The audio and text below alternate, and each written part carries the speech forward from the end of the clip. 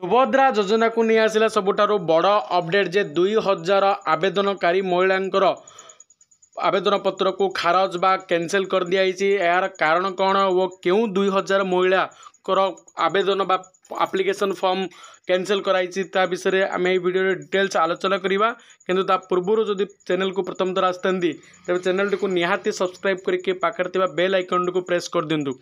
देखो पाखापाखि तुम 60 लाख रु ऊर्ध्व महिला कौन कर एप्लाई कर सुभद्रा योजना जो थे कि 25 लाख 11 जन महिला को 17 तारिख दिन बैंक अकाउंट को 5000 टका लेके पठे दिखाई। किंतु आउ रही बर्तमान 47 लाख महिला बैंक अकाउंट को ए पर्यंत पैसा आसनी।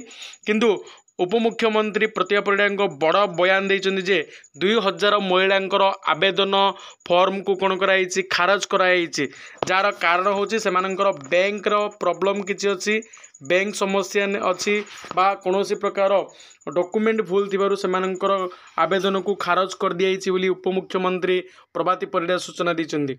तबे किपरि जानिबे आपणकर केउ महिला मानकर आवेदन पत्र को खारज कराई ता संबंध में कौन प्रकार सूचना देना कौन प्रकार वेबसाइट रे लिस्ट आसनी।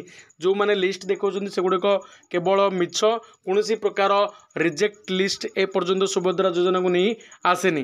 तेणु जो मानकर आसनी से माने पुनर्बार आउ थे चेष्टा करूँ आवेदन करने एवं बारंबार आपणकर मेसेज किंबा बैंक रे चेक करथांतु कारण एबे 2-3 दिन लगी लगी आसूसी पैसा। तेणु आपणकर गोटे 2 दिन आसी जाई पारे।